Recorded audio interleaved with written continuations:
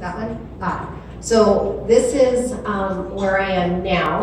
I want to tell you a little bit about my journey from before I met Project Self-Sufficiency, through the time that I was first introduced, through my academic journey, and kind of bring you up to date. And I want to start to introduce you to my family. I have 4 children. That handsome man with the beard is not my young date. He's my oldest child. That's my son, Daniel. The young lady in the wheelchair is my next child, my daughter, Lauren. The handsome man to my right is my son, Caden. The little blonde hair boy with a cute smile is Liam, my youngest son. My boys are 26 years apart, from my first to my last, and yes, I am old enough to have a 35-year-old. And that cute little chunk of love in the red suit is my grandson. And that man behind him is my wonderful son-in-law. So I want to introduce you to them because a lot of times I tell my story and it becomes my 2 sons and myself. But this was a year ago in May when I received my master's. But I want to tell you a little bit more about me, and the reason I want to do that is I want to impress upon you what the clients that you support, what their lives may be like. I kind of call my story from garbage bag kid to USC grad. Oops, went the wrong way. There we go. So in 2000, well, in about, picture time, in about, I think about the year 2000, I was first introduced to Project Self-Sufficiency. I was at a chamber event and somebody passed around a flyer saying, hey, do you want to adopt a family for Thanksgiving? And I thought, yes, I'd love to do that. That was my first impression and meeting of Project Self-Sufficiency. And I was in that place in my life. But a couple years later, I would be coming and knocking at the door as a client. A lot of us have childhood traumas and things that are really difficult that kind of lead us to a path of making maybe not some good choices or just taking away the opportunities for education. So I want to take you back with me just a little bit, just for a moment, because I mentioned that I was a garbage bag kid. When I was a child, I was terribly neglected and abused. And I ended up talking to a social worker about what was happening, and the result was I was taken from my home. I was in the 7th or 8th grade. I had straight fails. I didn't go to school. I had no hope and I had no future. I had no love, and the only thing that I learned was the people that are supposed to love and take care of you are the ones that hurt you. So I was taken to this foster home, and something really amazing happened. I remember sobbing and screaming in my pillow at 2 in the morning, and the foster mom coming in, and I'm thinking, oh, she's gonna give me love and kindness. And she did something different, but it worked. She said, look, you, it's late. If you wanna cry, cry all you want, but there's other people sleeping, so do it quietly, and left. But I needed that shock. All of a sudden, I snapped out of where I was, and I realized somebody loved me enough to say no. Somebody cared enough about me to say no. And I'll move from my childhood, but I went to school, and I was on the honor roll. I was in the newspaper. I had straight A's. I got a taste of something that I had inside that I didn't know. I had some ability. So fast forward, in 2011, a lot of life has happened. I won't bore you with all those stories. I'll come talk to you about them later. But 2011, I found myself a single mom. I had Liam, who was not yet 2. I had Caden, who was 8. And I was broke. I had very little education. I had very little hope. And I had been in a domestic violence relationship. Not the one where they hit you, which is horrific, but the one where they punish you psychologically and make you feel like you're nothing and you deserve nothing, and manipulate you financially where you just have no hope.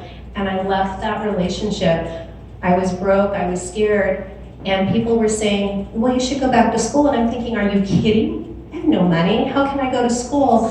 And then I realized if I wanted to get a job, the options were pretty much I'd work 3 jobs until the day I died. Childcare alone was $1,900. How could I do that? And people were really incredulous that I decided to look into going to school. The best decision I ever made. Somebody said, have you ever heard of Project Self-Sufficiency? I said, well, yes, I have. I was a donor. Well, you need to call them. And I remember going to their office, speaking with Tracy Heffleman, who's here tonight, and saying, I'm interested, I don't know what to do, I don't want to be impulsive, but I need an education. And so we talked, and then I went to Orange Coast College, no more impulsivity, and I talked with a lady named Vicki Hay, who's also here. And I said, I don't know what to do, but I want to go to school. And she said, what do you want to do? And I said, well, and I kind of shared my dreams, and she said, it's not for everyone. It's not going to be easy. There's going to be a lot of sacrifices, but if that's what you want to do, you can do it. So I suddenly had people who believed in me. I registered for classes. I became on probation for Project Self-Sufficiency. You had to have 1 semester under your belt. I said, summer, okay, I'll take 4 classes. And Tracy said, no, 1 class is good in the summer. Just get in, do well. And so I registered for my first class, and 1 month later, I was diagnosed with breast cancer. How could this be happening? It just came out of nowhere, and I actually found this funny little spot that felt a little hard, and I had the wherewithal, and this is my breast cancer PSA. If something's not right, call your doctor and just find out. Well, I did that, and a couple weeks later, I would find out that it was in fact breast cancer. Ironically, I went to my professor because I had the bandage, and I came to her, this is my first class, my first coming back, I'm scared to death, I don't even know how to be a student. I'm not a young girl, I'm in my 40s at this point, 46 to be exact. And I go to my professor and I said, I have breast cancer, and she goes, oh, I have cancer too. Are you kidding me? Right away, I was at home. So I prepared my boys, I told them mommy's sick. I actually got the news on the little guy's 2nd birthday. And I said, sometimes people take medicine and lose their hair, and I started preparing them before this happened. I stayed in school. I did get an A in that semester, that class, just so you know. I worked for that. Right after classes were over, I had a mastectomy. And 2 weeks later, I was back in school at Orange Coast College, carrying 14 units. And I had friends saying, what are you doing? You should take a break, you're sick. What if you have chemo? And I said, I just took a 15-year or so break. I think I'm good. And if I have chemo, I'll deal with it. It turned out that I did, but I scheduled it around my classes, and I made it work. And this day here, this was when I had the chemo, it was 100%, my hair was gonna come out. I prepared for it, I brought my boys, they were part of this, and it was a family thing, and actually by the time we were done, they were bored, they were over it. So I immediately became a spokesperson. I knew that I had been given a gift in breast cancer to make a difference in other people's lives. You don't have to die when you have breast cancer. There are things that you can do. I was given a voice, and immediately I said, I gotta do something with this. And my boys, it became a family thing. We all worked together to bring awareness. 2 years later, on my birthday, May 22nd, if you're wondering, it's next month, I graduated with my AA degree, very proud. My hair was growing back, as you can see, and I was deciding where to go, and I decided to go to pursue a degree in psychology. And I remember telling Bridget, we talked about her earlier, you know, I have this vision of getting through my bachelor's degree with no debt. And she almost fell off her chair laughing. Well, it turned out that I went through my entire bachelor's degree with no debt because I applied for scholarships. This is you and the community. I received awards and was able to completely fund my education as well as pay my household bills. Without working, my job was to find and receive scholarships. That was my job, and I told my kids that's why I didn't go to a work. My job was to do that for them, to take care of my boys, get good grades, and find scholarships.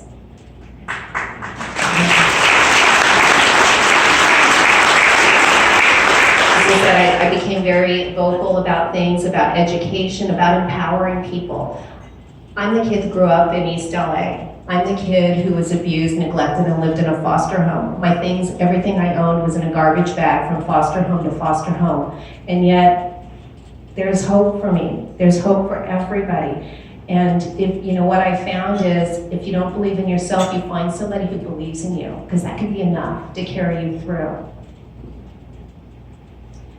UCI did a couple of stories about my journey. I also received tremendous scholarships from UCI. So again, I became vocal. My thank you is to pay it back by speaking. I'm here because I believe in this organization and I believe in the people that you support. So I went through, I had, I won't say perfect straight A's, but I was pretty darn close. I'm an overachiever now. And so I immediately got involved with the research lab. I began doing all the things that I wanted to do and to really empower myself, my kids, and be an example. And then 2 days before my senior year began, I found out that I had breast cancer again. This time it was stage 3. It was actually in the same area that I had the first cancer, even though I had a mastectomy and chemo, it still came back. But I found it because I learned through all of this to advocate for myself. They wanted to do mammograms. I said, no, I think I need MRIs. I think I need something more. And by the grace of God, that's how they found the cancer. Now, I remember thinking, they knew it was stage 3, but then you have to have a PET scan to see if it's stage 4. And I want to take you to a place with me just for a moment. It's a little bit dark, but it'll be okay, I promise. I remember getting, for the PET scan, you have to drink a radioactive solution, and then you have to sit quietly in a dark room by yourself. This is not a good time to be alone. But I sat there, and because of the experience, the foster home, the abuse, the seeing that I could do something, the going to school and getting through math at Orange Coast College, the getting into UCI, et cetera, the incredible scholarships, I had an ability to process. And so as I was sitting in that dark room, it's my senior year, and I know that my career requires a graduate degree, I sat there in the dark with my eyes closed. And I remember taking a couple of breaths, and I remember thinking, okay, you know it's going to be stage 4. Okay, what are you going to do? Okay, you're going to tell the boys, you're going to talk to them about it. It's going to be okay. Are you going to quit school? No, because you're going to tell them and teach them and show them that you stay the course no matter what. And then, of course, I'm practical. If it's really far, if we have stage 4, then we'll go travel, we'll have fun. That's what I went through by myself in that dark room, but by the time I opened my eyes and by the time I had that scan, I was accepting. Whatever the word was, I was fine. I already knew my plan and my course. I've already been through so much at this point.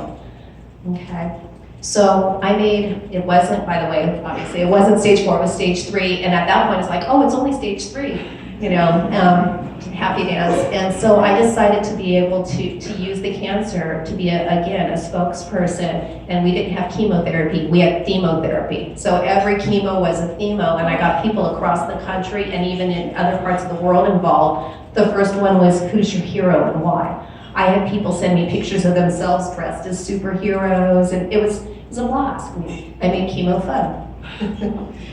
So this was my last chemo, and of course I was wearing my crown.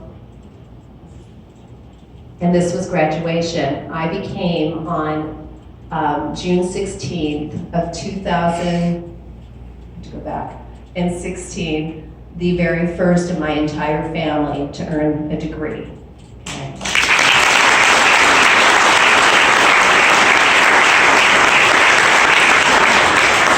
I had my caps made. She believed she could, so she did. I'm psyched. Psychology, give it. And again, I continued being asked to speak. I mentioned my degree requires, my career as a therapist requires a graduate degree. I was going to apply to a dozen schools. I was going to apply to PhDs, masters. I was going to have all these choices. I was sick. I was sick from chemo, and I got one application in the day it was due, at basically 5 o'clock, the time it was due. And thank you.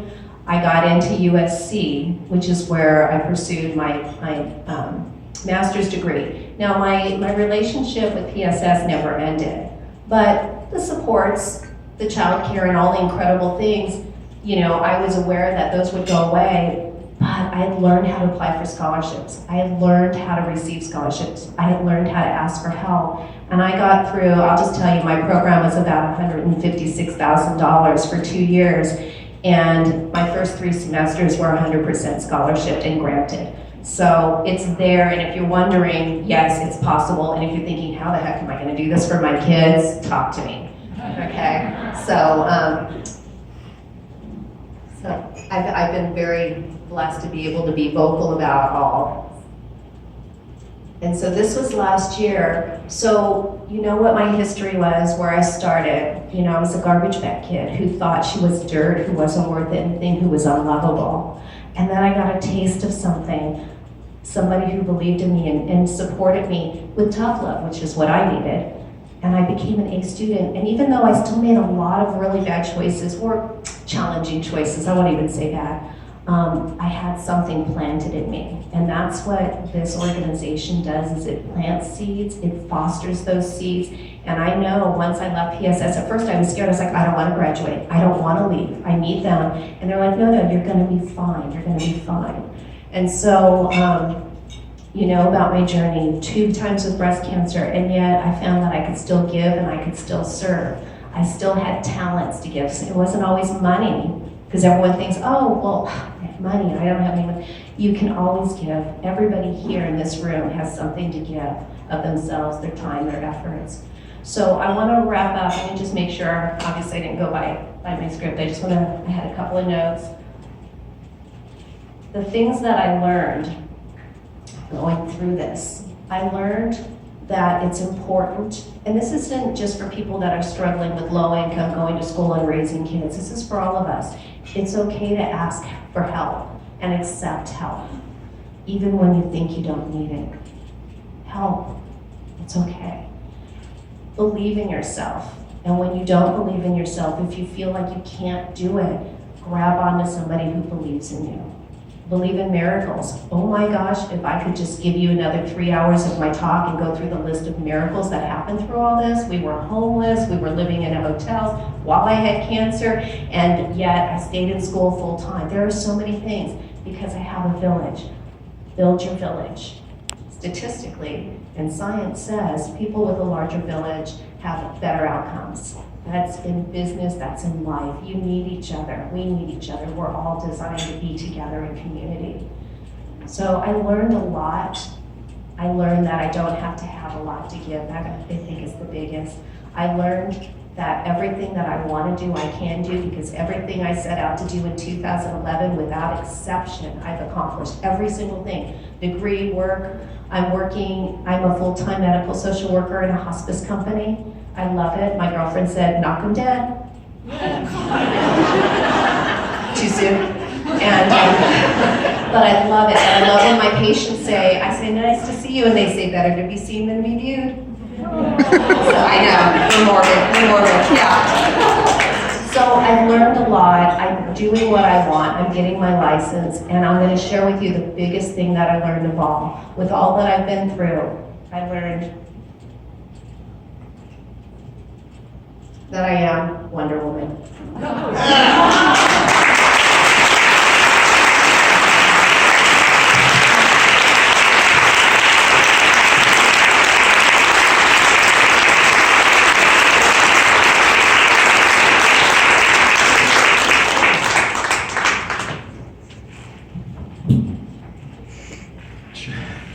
I need support.